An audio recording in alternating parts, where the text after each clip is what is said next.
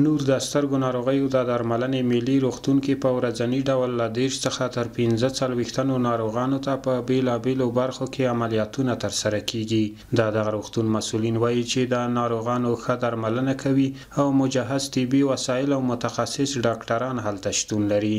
نور شفاخانه کې په زیات اندازې سره مریضان عملیات کېږي. په هر ورځ کې تقریبا د 10 تنه نیولې تر 15 مریضان پورې. مریضان په مختلفو پروسیجرونو باندې عملیات کېږي. دلته موږ SIS عملیاتونه کوو، ECC عملیاتونه کوو، فیګو عملیاتونه کوو، سکوینټ عملیاتونه کوو، لنزوکټومي عملیاتونه کوو او داسې نور عملیاتونه. شکر د الله تعالی ډېر زیات شکر دی چې مریضان هم موږ نه ډېر خوښ دي او موږ هم د مریضانو نه ډېر خوښ یو. دا چې یو مریض موږ د الله په مرسته باندې دید ورکوو، د هغوی هغه د سترګې پرده موږ لرې کوو، نو هغوی یو څه روښنایي حاصلوي، یو څه ښه ګوري، نو هغوی ډېر زیات خوښ دي. هر کله چې د سترګو یو ناروغۍ سره دوی مخامخ کېږي، یا سوروالی لري، یا په سترګه کې کوم څه لویږي، یا د سترګې درد سره مخامخ کېږي، هر مشکل چې نو ولس نه زموږ غوښتنه دا ده چې هغوی د سترګو یو متخصص سره، هغوی د سترګو یو شفاخانې ته مراجعه وکړي او هغوی سره مشوره وکړي.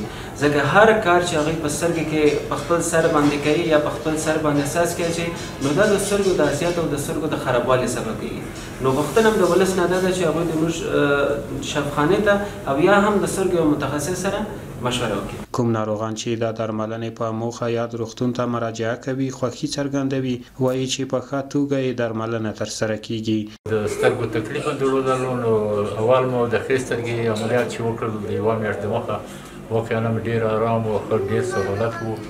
د ډاکټرانو برخورد هم ډېر دغه و، سالم و، ډېر انساني و، ډېر خوږ برخورد یې لرلو. واقعا هم زموږ نظر یې ځان خواته جلب کړو او زموږ اطمینان یې حاصل کړو. په همدې وجه مو مراجعه وکړه او زما د سترګې علاج ډېر ښه شان وشو. بیا نو کله چې یوه میاشت پوره شوله د دوی د هدایت په مطابق باندې بیا راغلم د بلې سترګې د عملیات لپاره. دغه عملیات مو هم نن وکړل ښه په کامیابۍ سره، ډېر نورمال او ډېر ښه شان سره. ما داسې احساس وکړو چې دا ټول زما د کور غړي دي او زما ورونه دي، زما دوستان دي او زما خواخوږي دي. نو که ډاکټر وي او که ډاکټر و ډېر په ښه شان یې زموږ علاج وکړو. به خاطر تداوی چشم آمدیم، عملیات شدیم. انشاءالله دکترها مجهز هستند، خدمت ما را میکنند. به هر سیستم، به هر چه رقم میرسند دکترها، چه نانش باشد، چه دوایش باشد، چه عملش باشد، چه بسترش باشد، همهشون مجهز هستند.